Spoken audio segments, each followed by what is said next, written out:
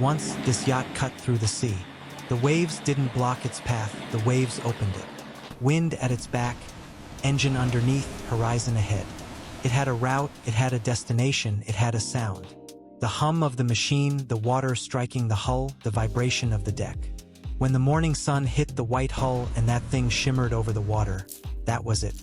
Nobody could pass by without looking. Nobody could ignore it. Then one day it ran aground, and nobody came back.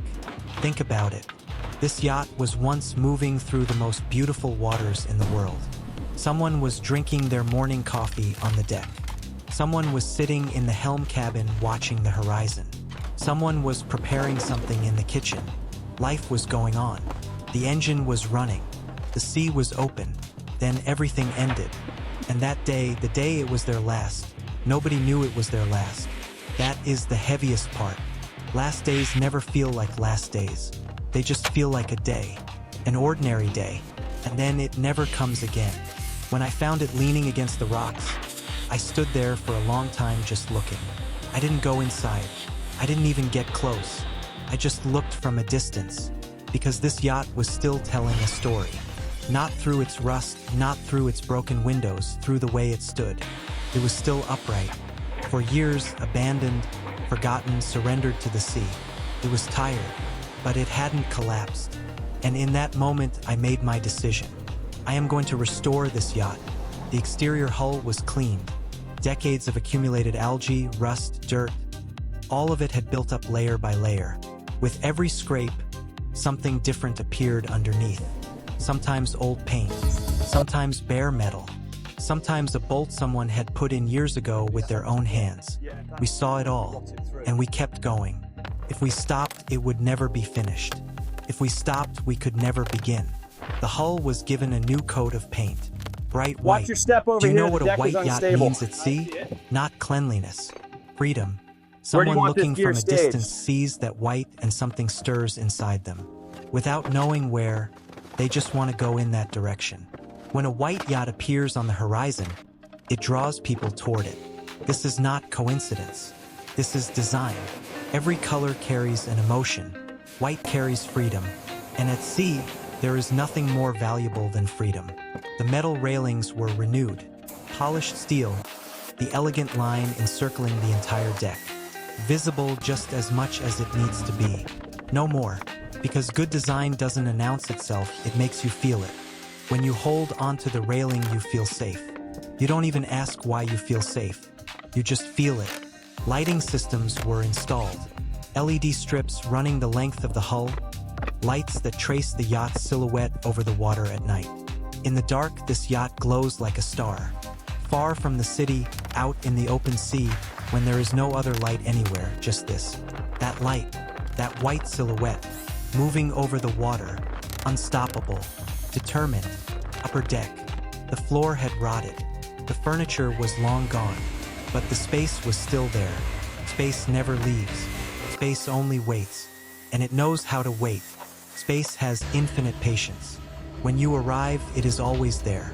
The deck floor was laid with teak wood, light brown, finely The lined, mold behind this vanity that is warm expensive. surface We're that looking at a heats up in complete the strip sun. out. Agreed. Both And the firm readings and near the inviting shower beneath your indicate feet. high levels of When you moisture step still on it present. barefoot in the Damage morning, it started feels right here at warm, the sink. as if the It's sun had completely been waiting ruined the there all subfloor night. down there. Teak on sea yachts is not coincidence. It resists water, it is beautiful, and it doesn't slip in the sun. It also doesn't change over decades. It only gets more beautiful with time, just like all good things. A seating group was placed, wide deep. When you sit down, you let yourself fall back. Without meaning to, without realizing it. The body decides, this place is safe, this place is comfortable, you can stay here. White fabric upholstery, outdoor resistant material. A low wooden coffee table, not to put things on, just to be there. A thin white sun canopy was fitted. Trembles gently in the wind.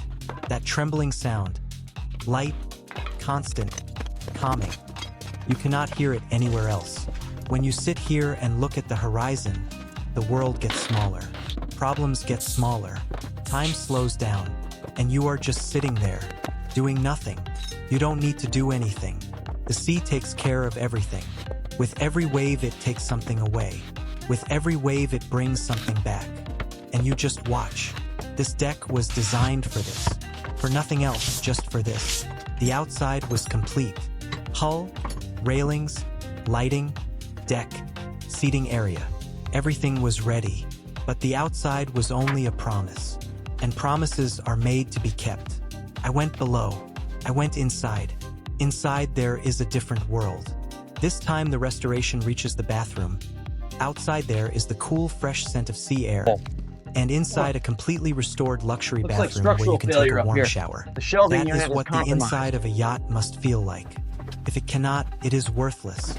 The first place I stopped was the bathroom. Because the bathroom is the most underestimated room on a yacht. Everyone talks about the deck, everyone talks about the bedroom, everyone talks about the kitchen. The bathroom is passed over as if it doesn't matter. It is designed last. It is thought about least. But think for a moment you wake up in the morning. You are in the middle of the sea. Waves are visible through the window. The sun has just risen. And you go into the bathroom. How does that moment make you feel? If you walk into a cold, narrow, old bathroom, that feeling is ruined. All the beauty of that morning ends the moment you open that door. If you walk into a warm, clean, designed bathroom, the day is one before it even begins. One before anything else. And a day that begins with winning ends differently. We designed this bathroom for a one-day. Floor, white marble, fine-veined, water-resistant. Every morning, cold marble beneath your feet. This feeling wakes you up. Before coffee, before the sun, even before you are fully yourself, this feeling arrives. Walls, matte white tiles, clean, simple, but powerful because of its simplicity. Your eyes rest, your mind rests. At the top, a thin gold-framed mirror. The gold detail here is not coincidence. On sea yachts, gold represents not luxury but character. A thin frame, but the right frame. Hand-washing area. Oval white ceramic basin. A matte gold faucet extending over it. Simple, but a detail that stops you every time you look at it. A small space, a big feeling. Because small spaces feel big when they are thought about in a big way. Making that decision is the designer's job. Shower cabin. Glass partition. Overhead rainfall shower head. A second head from the sidewall, warm water on the shoulders, dissolving you in the first minutes of the morning. While showering in the open sea, the sound of waves comes from outside. The glass fogs up. The water is hot. The sea is cold. For this contrast, the warmth inside, the cold outside, there is only one word: freedom. I left the bathroom. I moved to the kitchen. The kitchen is the heart of a yacht. When you first hear this, it sounds strange. Isn't the heart the deck, you say? Isn't it the helm cabin? But no, the kitchen. Because no journey can be completed without a kitchen. Morning coffee comes from the kitchen. Evening dinner comes from the kitchen. When you want to heat something up in a storm, you go to the kitchen. When you can't sleep at midnight, you go to the kitchen. The kitchen feeds you, and if you are fed, you continue. This is a simple but powerful truth. This kitchen was designed from scratch. Countertop, white quartz, durable, hygienic, easy to clean. At sea, everything gets wet, gets shaken, gets tested. The countertop must withstand all of this. And while withstanding it, it must also look beautiful. White quartz does both. Cabinet doors, matte anthracite, dark, strong, suited to the character of a sea yacht. Light-colored kitchens look beautiful in homes. But on yachts, the darker color is more right, a character that stands against the energy of the sea, that knows how to hold on as needed. Upper shelves, open system with glass covers. Everything inside is visible but protected.